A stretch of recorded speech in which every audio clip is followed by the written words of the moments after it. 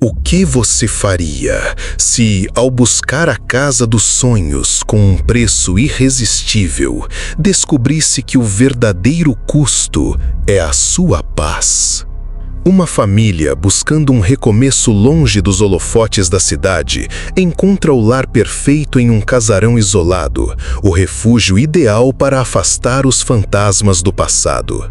No entanto, os sussurros nas paredes, as sombras que dançam no canto do olho e a sensação gélida de estar sendo observada não são apenas fruto da imaginação. Cada porta que range, cada objeto que se move sozinho aprofundam o mistério. Eles nunca estiveram sozinhos ali. O que era para ser um santuário se transforma em um labirinto de pavor, onde a linha tênue entre realidade e o sobrenatural se desintegra, forçando-os a confrontar uma presença que se recusa a deixá-los partir. A busca por um refúgio, um santuário onde as feridas do passado pudessem finalmente cicatrizar, era a força motriz por trás da decisão de Mariana e André de deixar a agitação da cidade. Eles ansiavam por um recomeço, um lugar onde os ecos de seus próprios fardos, as mágoas silenciosas que os perseguiam, pudessem ser abafados pelo som sereno da natureza. Encontraram-no em um casarão antigo, aninhado em uma vasta propriedade rural. Um achado quase inacreditável, cujo preço parecia desafiar toda a lógica do mercado imobiliário. Era a imagem da casa dos sonhos, um palácio adormecido à espera de ser despertado por uma família que, como eles, carregava nas costas o peso de experiências que a vida urbana não conseguia mais absorver. A localização isolada, longe dos olhares curiosos e dos julgamentos velados, prometia o anonimato e a tranquilidade que tanto almejavam. A fachada imponente, embora um pouco gasta pelo tempo, emanava uma dignidade silenciosa, e os vastos jardins, um tanto selvagens, davam a impressão de um mundo à parte, intocado e secreto. Ao cruzarem o limiar, uma sensação de alívio quase palpável os envolveu. Era o fim da peregrinação, o início de um novo capítulo onde a paz seria a única moeda de troca. Os primeiros dias foram preenchidos com a excitação da descoberta e o conforto de estarem finalmente em seu próprio espaço. Os filhos, Sofia e Lucas, exploravam cada canto com a curiosidade infantil, transformando os cômodos em palcos de suas brincadeiras imaginativas. Mariana se dedicava a restaurar a casa, suas mãos encontrando um propósito na revitalização dos antigos espaços, enquanto André se perdia nas tarefas da propriedade, buscando na terra a conexão que a cidade lhes havia negado. Contudo, a aura de serenidade começou a ser sutilmente corroída por uma série de ocorrências que, inicialmente, foram descartadas como meras coincidências ou falhas naturais de uma construção antiga. Um rangido persistente em uma porta que juravam haviam fechado, um objeto que, ao ser deixado em um lugar, reaparecia em outro. A sensação, fugaz e inesquecível, de que não estavam completamente sós nos corredores silenciosos. Eram murmúrios nas paredes, sussurros que pareciam surgir do próprio âmago da estrutura, e sombras que dançavam no canto do olhar, desaparecendo no instante em que eram focadas. O que inicialmente parecia ser a melancolia inerente a uma casa antiga e isolada, um charmoso eco do passado, logo se transformou em algo mais invasivo, mais palpável. A sensação gélida de ser observada antes uma impressão passageira tornou-se uma constante, um arrepio que percorria a espinha em momentos de silêncio absoluto. Sofia começou a relatar conversas com uma amiga imaginária que morava em seu quarto. Uma presença que, segundo ela, às vezes ficava triste e chorava baixinho à noite. Lucas, sempre o mais cético, passou a acordar em sobressalto, jurando ter visto uma figura esguia parada ao pé de sua cama, um vulto que se dissipava na penumbra.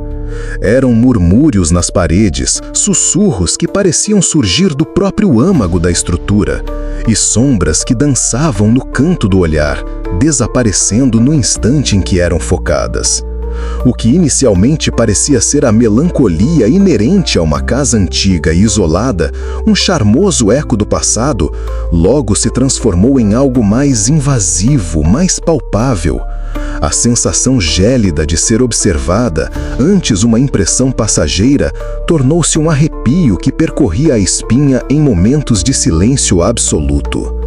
Sofia começou a relatar conversas com uma amiga imaginária que morava em seu quarto, uma presença que, segundo ela, às vezes ficava triste e chorava baixinho à noite.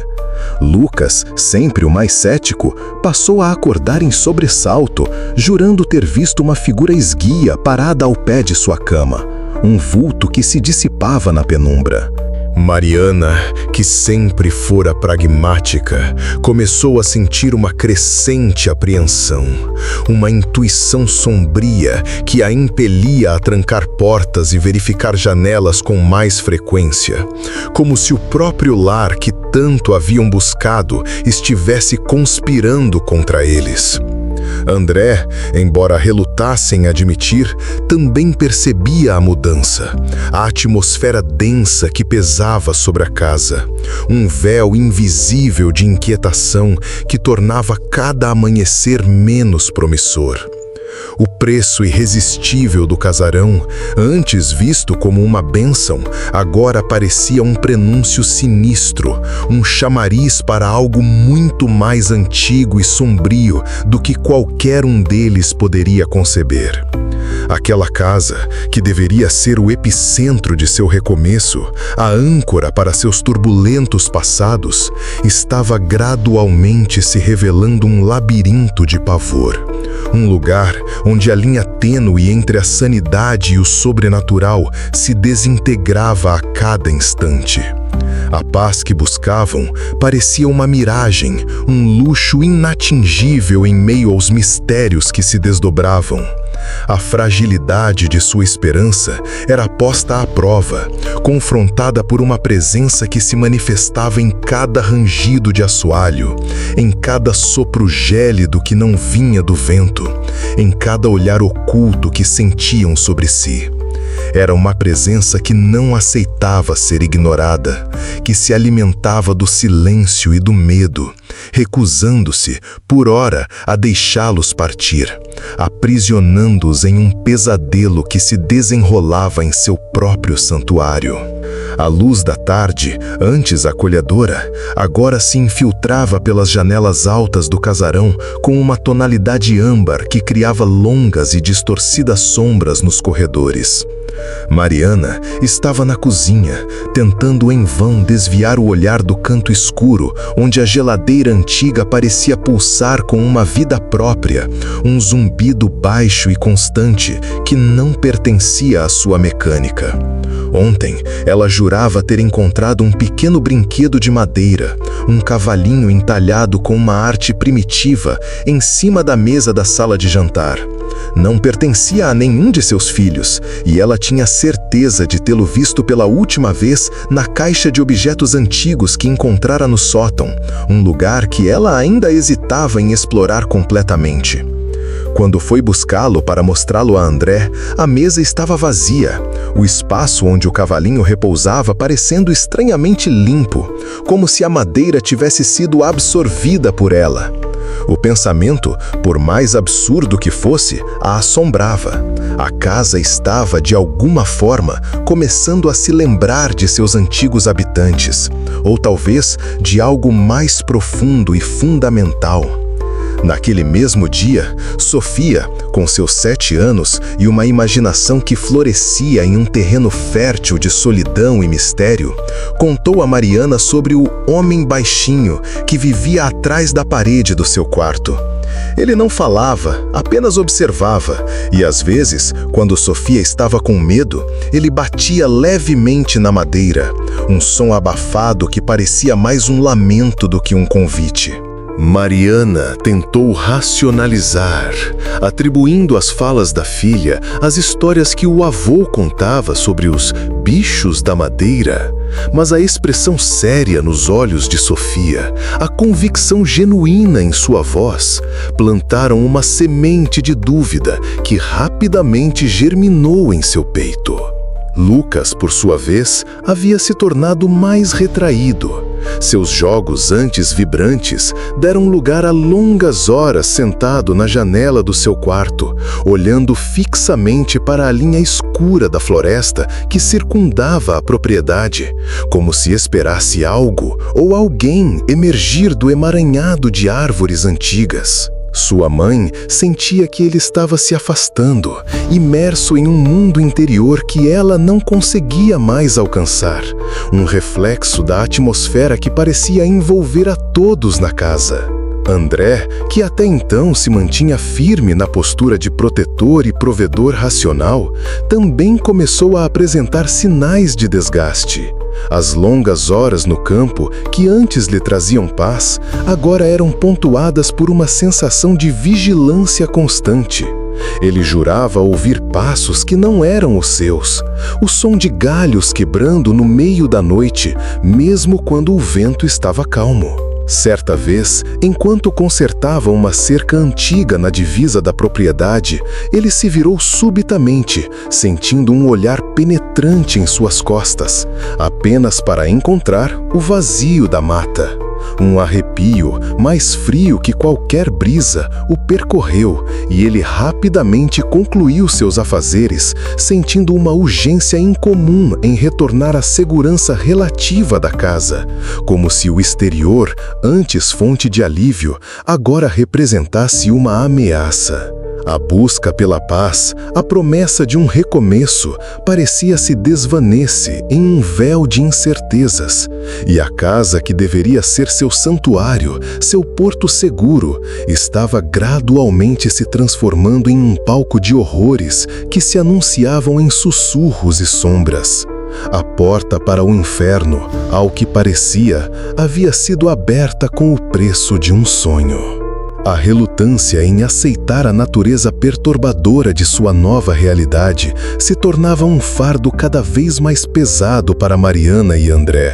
As explicações lógicas, antes suficientes, agora soavam vazias, como máscaras precárias cobrindo um abismo de medo crescente. A amiga imaginária de Sofia, que ela insistia em chamar de Aurora, começou a apresentar um comportamento inquietante. Sofia narrava que Aurora gostava de brincar de esconde-esconde, mas que às vezes se escondia por tempo demais, e quando aparecia, seus olhos eram descritos como vazios e escuros, como se tivessem sido pintados com a própria noite.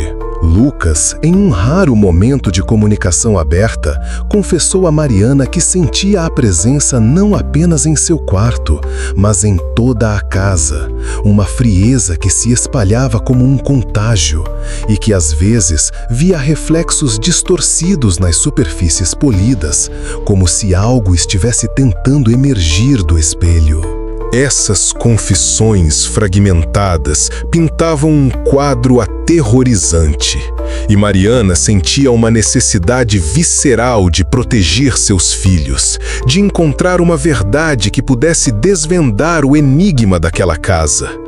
André, tentando manter uma fachada de controle, decidiu investigar o sótão, o local onde o cavalinho de madeira havia sido encontrado. Munido de uma lanterna potente, ele subiu a escada rangente, o ar pesado e impregnado com o cheiro de poeira e tempo estagnado. As poucas caixas e móveis cobertos por lençóis brancos pareciam espectros silenciosos na escuridão. Ao focar a luz em um canto, ele avistou uma velha cômoda de madeira escura, suas gavetas empenadas e suas ferragens enferrujadas. Uma das gavetas estava ligeiramente entreaberta. Ao puxá-la com cuidado, um som de algo se arrastando ecoou no silêncio opressivo. Dentro não havia objetos pessoais ou memórias de antigos moradores, mas sim uma coleção perturbadora de pequenos entalhes em madeira, cada um representando figuras humanas grotescas, contorcidas em poses de agonia e desespero. Pareciam símbolos de rituais esquecidos, vestígios de uma presença que ecoava um sofrimento ancestral. Ao lado dos entalhes havia um diário com a capa de couro desgastada. A princípio, André hesitou em abri-lo, sentindo um receio primitivo, um pressentimento de que ali residia a resposta que ele tanto temia. Mas a necessidade de entender, de talvez encontrar uma forma de combater o que quer que estivesse se manifestando, o impeliu. As páginas amareladas continham uma caligrafia trêmula e irregular, uma narrativa fragmentada de uma vida marcada pela solidão e pelo medo. O autor, um antigo morador, descrevia a sensação crescente de ser observado, a presença de sombras que se movem por conta própria e sussurros que imploram por companhia.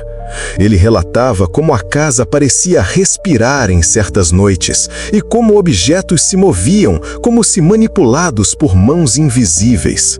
A descrição mais arrepiante, no entanto, era sobre os olhos na penumbra, uma entidade que ele afirmava estar conectada à própria terra sobre a qual a casa foi construída, uma força antiga que buscava atrair e aprisionar almas.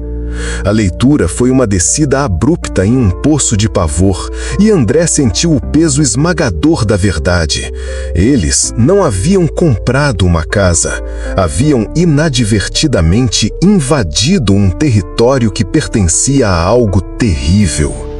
A descoberta do diário e dos entalhes grotescos no sótão marcou um ponto de não retorno na psique de André.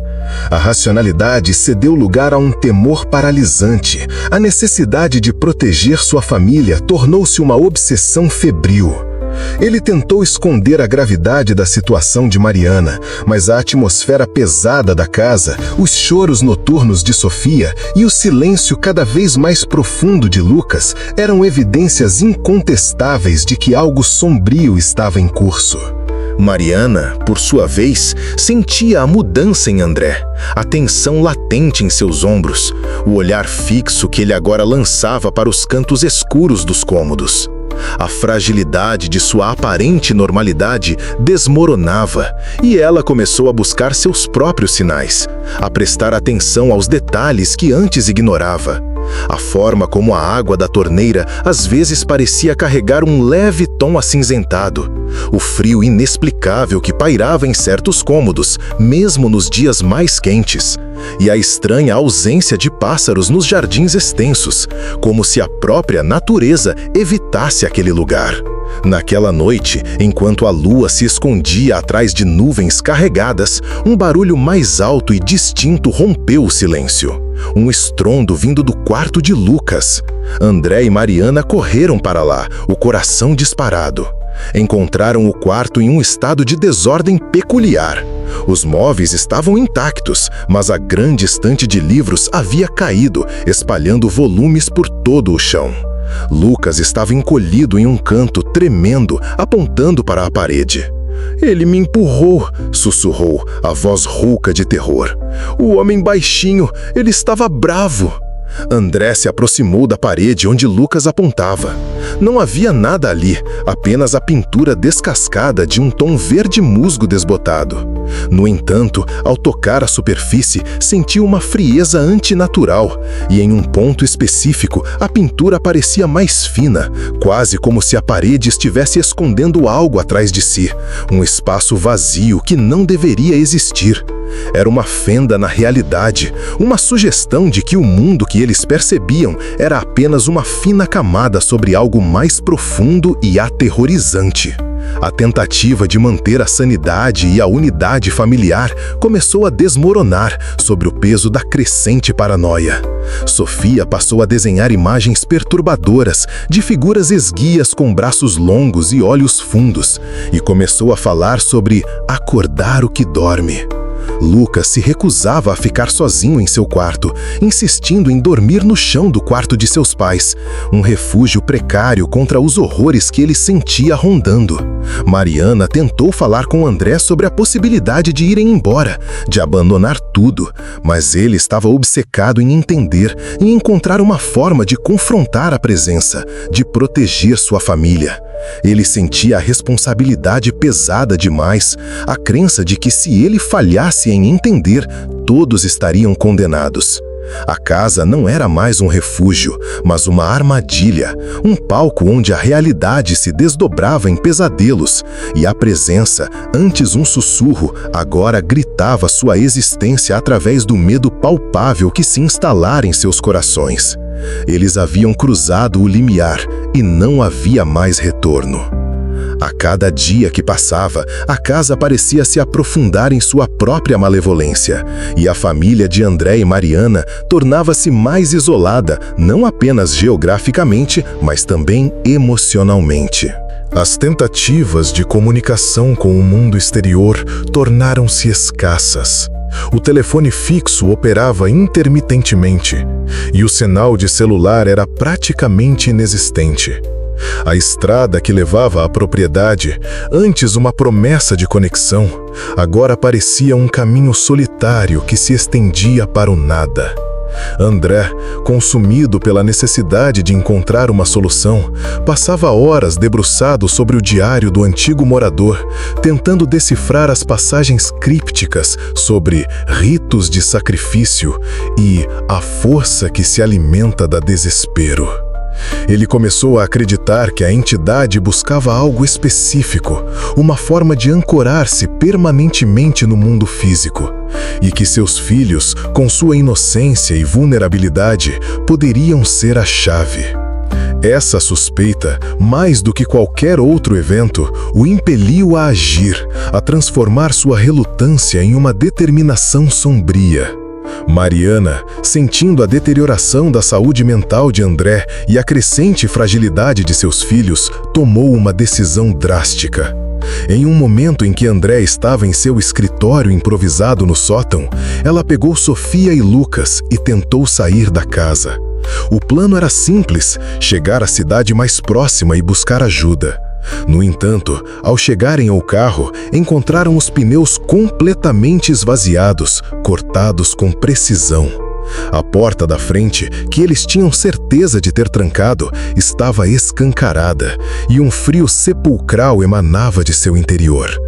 A sensação de serem observados intensificou-se, e Mariana jurou ter visto no topo da escada que levava ao segundo andar a silhueta de um homem alto e magro, com uma expressão que ela não conseguia discernir, mas que emanava uma aura de autoridade gélida.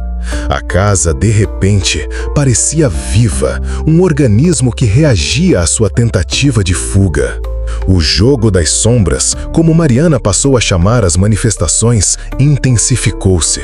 Objetos voavam de prateleiras com violência, portas batiam com força inaudita, e os sussurros nas paredes ganharam uma clareza assustadora, articulando nomes e fragmentos de conversas que só existiam na memória da família. Uma noite, enquanto todos estavam reunidos na sala de estar, tentando encontrar consolo na presença um do outro, as luzes se apagaram abruptamente. No breu, eles ouviram o som inconfundível de passos lentos e pesados se aproximando. Uma respiração ofegante, um som gutural que parecia vir de vários lugares ao mesmo tempo. Lucas começou a gritar e Sofia, em um silêncio aterrorizado, apertou a mão de Mariana com tanta força que ela sentiu seus dedos latejarem. André, com um pedaço de madeira em punho, tentava se posicionar entre a família e a origem do som, mas o medo o paralisava. Eles estavam presos em uma batalha psicológica, onde a própria casa se tornava o antagonista, manipulando suas percepções e amplificando seus medos mais profundos. A decisão de André de confrontar a presença que assombrava a casa, alimentada pelas passagens do diário e pela iminente ameaça aos seus filhos, tornou-se seu único foco. Ele acreditava que a entidade estava intrinsecamente ligada a um antigo poço abandonado nos fundos da propriedade, um local que o diário descrevia como o portal para o eterno silêncio. Ignorando os protestos de Mariana, que via a loucura em seus olhos, André decidiu ir até lá em uma tentativa desesperada de romper o ciclo de terror. Ele se armou com o velho facão de mato e uma lanterna e partiu sob a escuridão opressora da noite, em direção ao coração do labirinto que a casa se tornara. Mariana, enquanto isso, sentia a aura da casa mudar, uma antecipação sinistra que a deixava em um estado de alerta constante. Os sussurros tornaram-se mais insistentes, parecendo incitá-la a fazer algo, a se juntar à Aurora em seu jogo eterno. Dentro do quarto de Sofia, a menina estava acordada, observando a sombra que se projetava no teto. A figura familiar de Aurora, agora mais definida e com um sorriso que não alcançava seus olhos, estendeu uma mão para ela. "Vamos brincar lá fora", disse a voz de Aurora, que agora parecia a própria voz da casa, ecoando nos ossos de Sofia. Lucas, sentindo a energia sinistra, tentou alertar a irmã, mas suas palavras se perderam em um murmúrio abafado, como se a própria casa estivesse silenciando. Naquele momento, a parede atrás da cama de Sofia começou a rachar e um leve brilho azulado emanou da fenda, acompanhado por um som de gelo se quebrando. A própria estrutura da realidade parecia se distorcer e Mariana, sentindo a gravidade do momento, agarrou Lucas e correu para o quarto de Sofia. Ao entrarem, viram Sofia de pé, os olhos fixos na fenda que se alargava na parede. A forma de Aurora estava visível através dela e o brilho azulado se intensificava, revelando não um espaço vazio, mas uma paisagem distorcida, um vórtice de cores e formas que desafiavam a compreensão. Sofia estendeu a mão em direção ao brilho, um convite silencioso. Mariana, com um grito de desespero, puxou Sofia para trás, mas a força que emanava da fenda era irresistível. A casa inteira tremeu e um vento gelado varreu o quarto, extinguindo a lanterna. No meio do caos, André apareceu na porta, a lanterna tremendo em sua mão, revelando uma cena que o congelou de horror. Sofia estava semi-inclinada em direção à fenda, seu corpo emitindo um brilho fraco, enquanto Aurora, agora uma figura translúcida e etérea, parecia tentar puxá-la para dentro. André viu então a verdadeira natureza do mal que habitava a casa. Não era apenas uma entidade, mas um portal, um lugar onde as realidades se entrelaçavam e as almas perdidas eram atraídas para um vazio sem fim. A tentativa de André de fechar o portal no poço se mostrou infrutífera. O que ele encontrou não foi uma estrutura física que pudesse ser selada, mas uma manifestação de energia psíquica antiga, um ponto de convergência onde a dor e o desespero de gerações haviam se concentrado.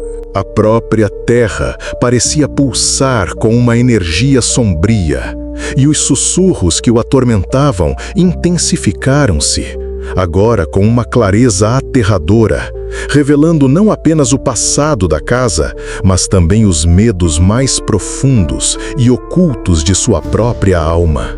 Ele sentiu a atração do poço, uma promessa de esquecimento, uma fuga da responsabilidade que o consumia.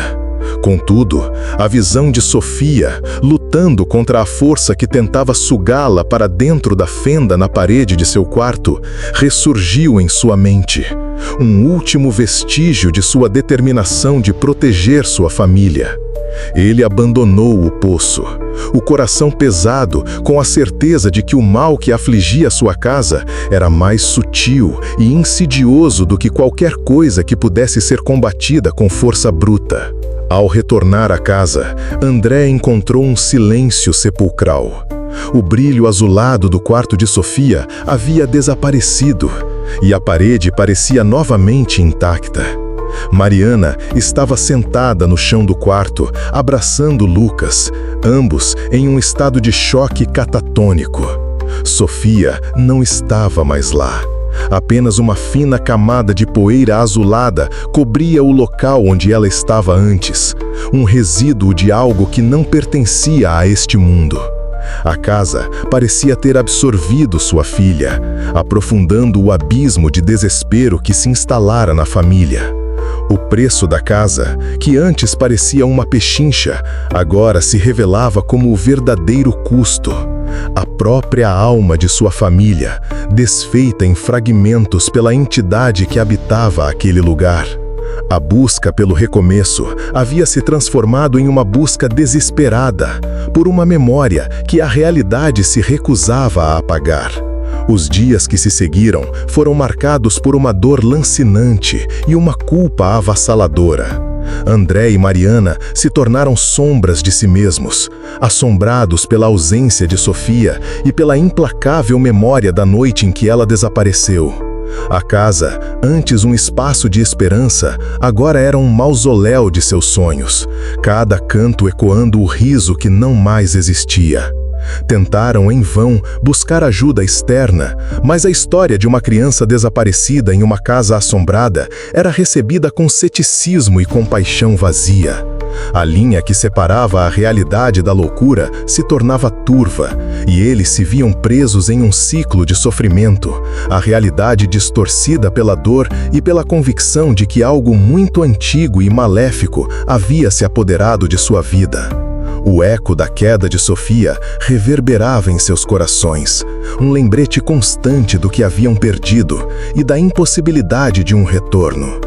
Os anos se passaram, mas a casa e seus habitantes permaneceram imutáveis em sua desolação. André e Mariana, agora figuras envelhecidas e quebradas pela dor, continuavam a residir no casarão, prisioneiros de um purgatório terreno. Lucas, que testemunhou o desaparecimento de sua irmã e a subsequente espiral descendente de seus pais, cresceu em um silêncio perpétuo, a capacidade de sentir e expressar emoções atrofiada por anos de trauma. Ele se tornara um guardião silencioso da casa, seus olhos refletindo a mesma melancolia sombria que emanava das paredes. A propriedade, outrora vibrante com a promessa de um novo começo, agora se apresentava como um monumento à decadência, as janelas escuras como órbitas vazias, observando o tempo passar em um ciclo implacável de solidão. A terra ao redor parecia mais escura, a vegetação mais retorcida, como se a própria natureza se curvasse à influência malévola do lugar. O diário do antigo morador, guardado com zelo por André, tornou-se um texto sagrado, um mapa para um território de horrores que eles agora conheciam intimamente. André passava seus dias tentando decifrar as últimas páginas, aquelas que o diário descrevia como a seção final, o momento em que o habitante original, esgotado e derrotado, rendeu-se à presença que o consumira. Havia passagens sobre a natureza cíclica do mal, sobre como a casa buscava almas para se alimentar e perpetuar sua existência, e sobre a promessa do vazio, a atração sedutora do esquecimento absoluto. Mariana, em seus momentos de lucidez, tentava prever os movimentos da casa, os padrões sutis de seus ataques, aprendendo a antecipar os sussurros, os rangidos, as aparições fugazes. Ela havia se tornado, a seu modo, uma guardiã, não para proteger, mas para testemunhar e talvez para entender a natureza implacável do sofrimento. Um dia, um jovem casal, atraído pelo preço irrisório e pela beleza sinistra do casarão, chegou à propriedade. Eles viam a casa como um investimento promissor, um projeto de restauração que lhes traria fama e fortuna. Ao encontrarem André e Mariana, encontraram apenas duas figuras espectrais, suas vozes sussurrantes contendo um aviso velado: "Ela te quer. Nunca estará sozinho aqui." Os jovens, atribuindo às palavras a melancolia de uma vida de isolamento, sorriram e fizeram sua oferta. André e Mariana, sem força para resistir nem para impedir, apenas observaram enquanto o jovem casal, em sua inocência e otimismo, cruzava o limiar. Lucas, de uma janela no andar de cima, assistiu à cena com seus olhos vazios. Ele sabia. Sabia que a casa, após tantos anos de espera silenciosa, estava pronta para seu próximo ciclo. A promessa do vazio pairava no ar, e o casarão, em sua quietude sinistra, aguardava pacientemente por mais um sonho a ser desfeito, mais uma família a ser consumida pelo eterno eco de sua escuridão. A casa não era apenas um repositório de horrores passados, tornou-se um simulacro vivo, um espelho distorcido que refletia e amplificava as fragilidades latentes em Mariana e Lucas. A ausência de Sofia, antes uma ferida aberta, transformou-se em uma presença fantasmagórica que permeava cada instante.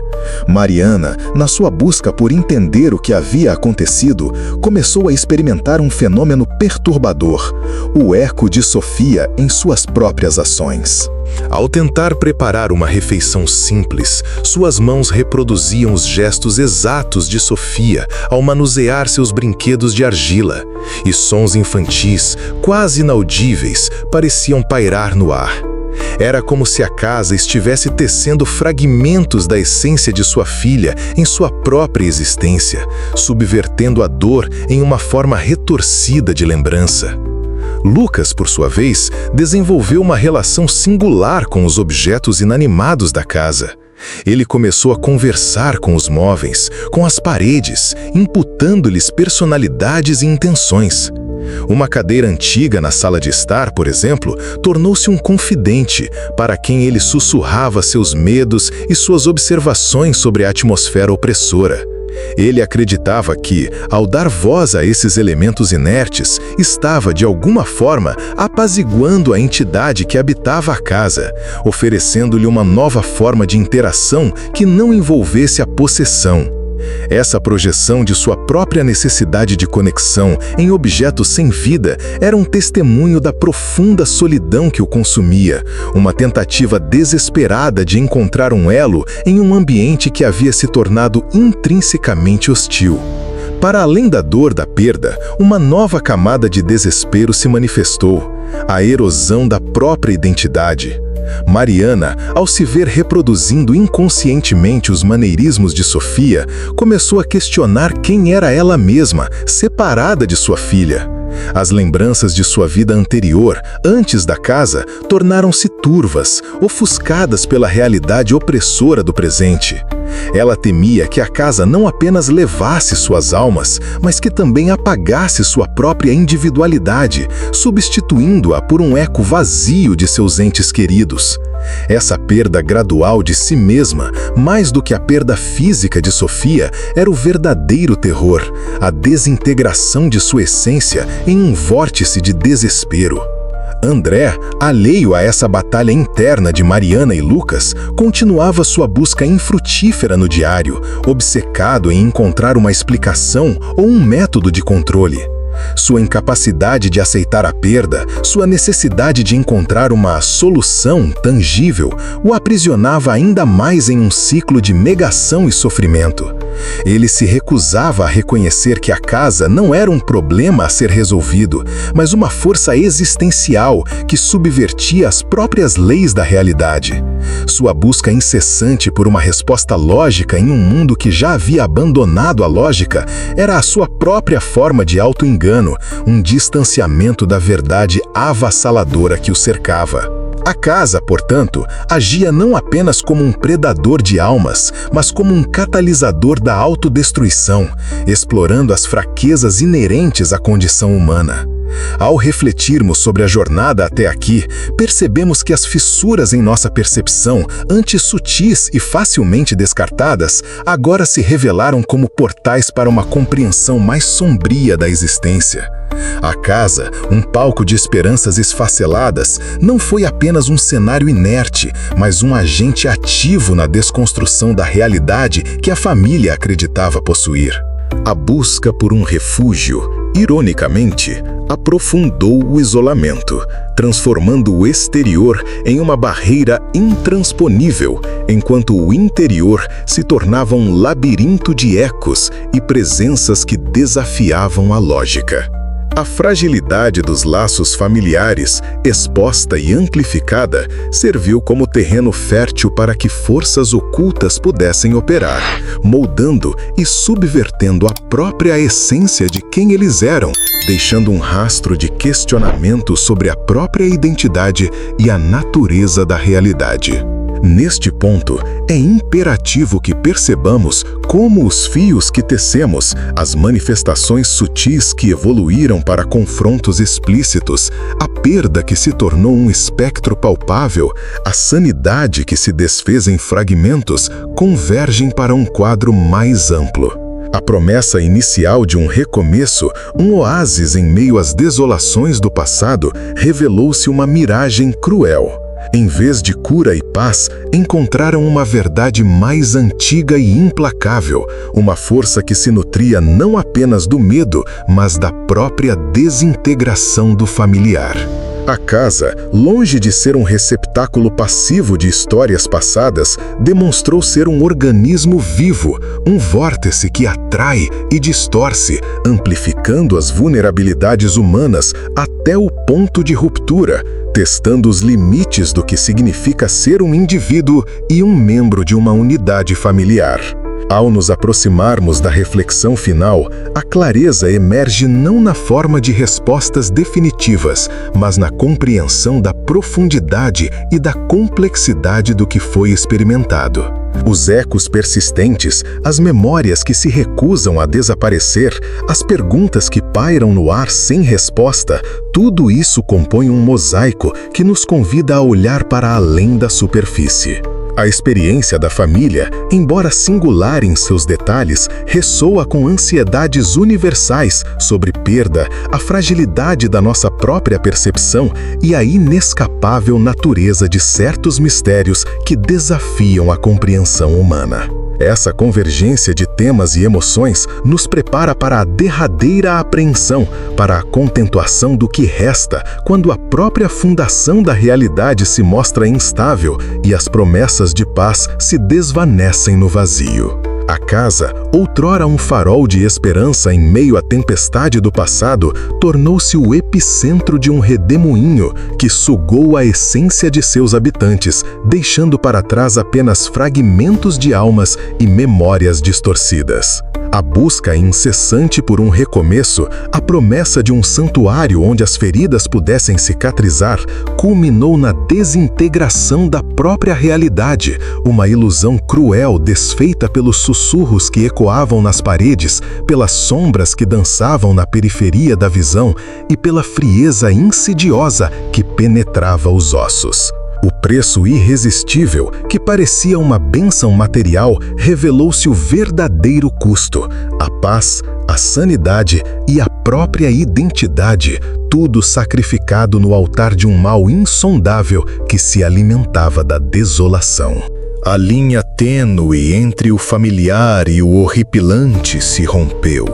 Não com um estrondo estrondoso, mas com a lenta e inexorável corrosão da normalidade, substituída por um pesadelo onde as memórias de uma criança perdida se fundiam com a própria arquitetura da casa, transformando o que deveria ser um lar em um labirinto de pavor. O que resta agora, para aqueles que testemunharam essa descida ao abismo, não é um fechamento em termos de resolução, mas um convite à contemplação. A experiência da família que ousou buscar refúgio naquele casarão isolado não é apenas uma história de terror. É um espelho sombrio que reflete as vulnerabilidades intrínsecas à condição humana.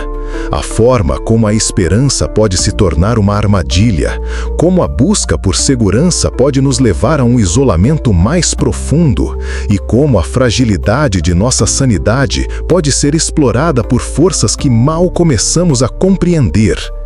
A casa, em sua quietude imponente, permanece como um lembrete de que alguns mistérios desafiam a lógica, algumas presenças transcendem a compreensão e que o verdadeiro preço de um sonho, quando oculto por um véu de conveniência, pode ser o próprio alicerce da realidade que nos define. A prática, então, não termina com o fim desta narrativa, mas com o início de uma vigilância mais atenta sobre os espaços que consideramos seguros e as promessas que aceitamos sem questionar.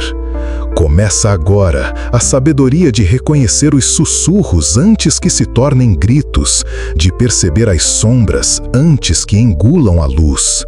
Pois, afinal, o que você faria se, ao buscar a casa dos seus sonhos, descobrisse que o verdadeiro custo não era o dinheiro, mas a sua própria alma, gradualmente desfeita e reconfigurada por algo que se recusa a ser compreendido, apenas a existir para sempre nos recantos mais sombrios da existência? A resposta, talvez, esteja nas sombras que agora percebemos dançar no canto do nosso próprio olhar.